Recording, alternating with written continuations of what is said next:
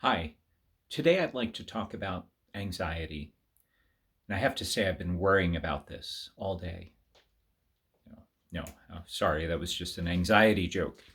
But uh, Anxiety is something I think almost everybody at some point or another deals with. And I'm sure this will not be the last time I address this topic because there are so many different levels of anxiety. There's social anxiety. There's anxiety just from worrying about health things or what have you. There are so many different levels. So I know I'm going to be touching on this again and again and again, and sometimes things will intersect. One of the things Jesus said, who by worrying can add a single moment to your life? Well, you can't. And yet we do this. We worry. We become anxious about things. Um, and and when I say that, I'm somebody who most people who know me well would say I am really good at handling stress, which is another topic at some point. Um, and that I don't get very anxious, but yet I still deal with anxiety. I remember I used to run a brain injury program, and when I first took that program over, it was in danger to being shut down. And I took on a lot to try to fix the program. And I still remember going camping and with my family, and I couldn't sleep. I had too many thoughts running through my head.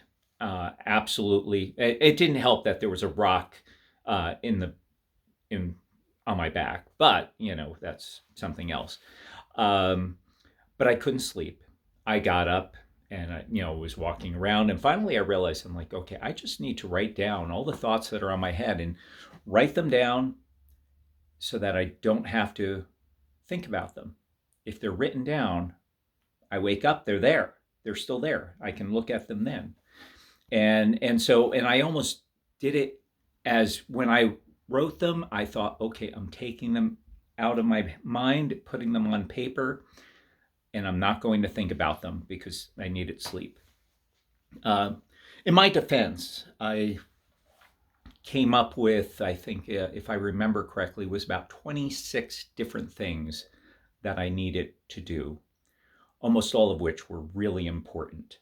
So that's a lot. That's a lot. But I was able to sleep after that. And so one of the things I recommend for anybody dealing with anxiety is to also keep a notepad by your nightstand.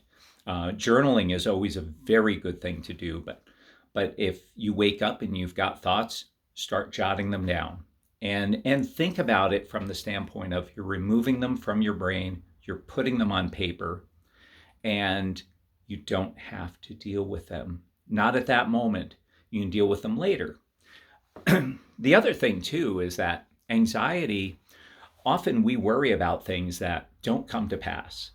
Um, and usually we don't really accomplish anything by worrying.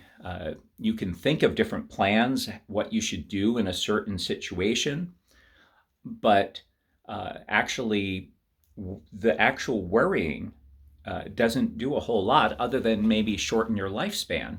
Actually, I believe it was a Swedish study recently that indicated that people who are diagnosed as being hypochondriac had a shorter lifespan. Um, and of course, there's the question of, well, did they really have something to worry about, or was it the worrying that shortened their lifespan? Or because they were worried, they didn't want to go to the doctor and were worried about what would be found out. And that's one of those things. Sometimes people will worry about it, and it's like you just take care of it and then you deal with the consequences of what it is. Um, so anyway, worrying is one of those things. It doesn't accomplish much.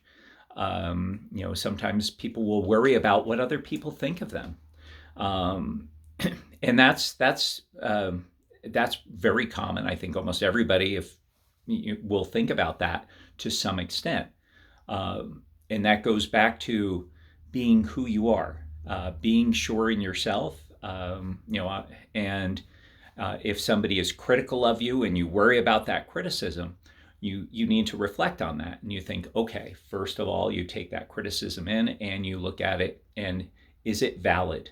If that criticism is valid, then you need to look at that and really evaluate yourself. And if you look at it, is it partially true? If it's partially true, you have to do the same thing and look at it and evaluate it and make changes. Now, if it's not true, then there's nothing that you can do. You can try to convince the other person that it's not true, but he or she may not buy into that, and you cannot control what another person thinks. And that's something I dealt with not that long ago, where somebody had some thoughts about me and my personality, and they were things that, I have plenty of flaws, but they weren't flaws on that I had. And so sometimes you have to let certain things go and don't worry about them. And I know it's easier said than done. Lots of deep breathing, go for walks, exercise, get out in nature. And one of the things, I use this painting as a backdrop because anxiety is one of those things that it's kind of like dark clouds in a storm. And yet, if I just move a little bit, the sun is out. It's a little different perspective. So think about that. And like I said, I will talk a lot more about anxiety at another point, just because it is something that I know a lot of people deal with.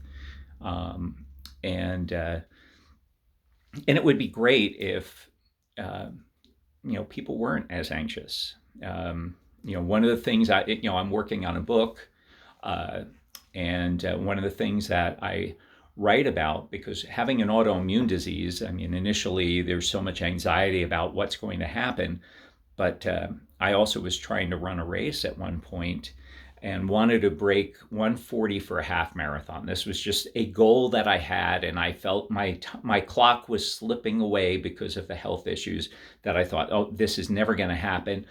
And so I had a race. I felt good. I'm like, okay, I need to do it this day.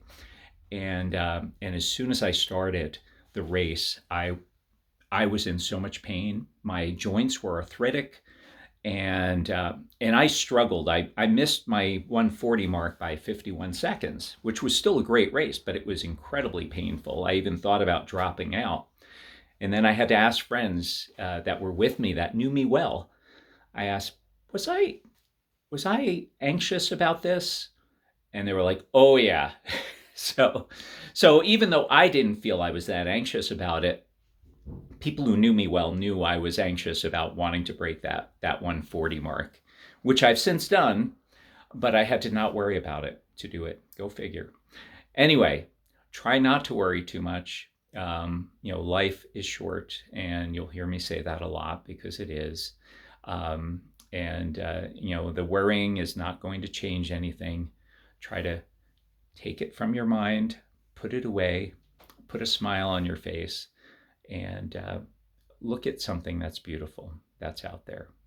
Anyway, have a blessed day.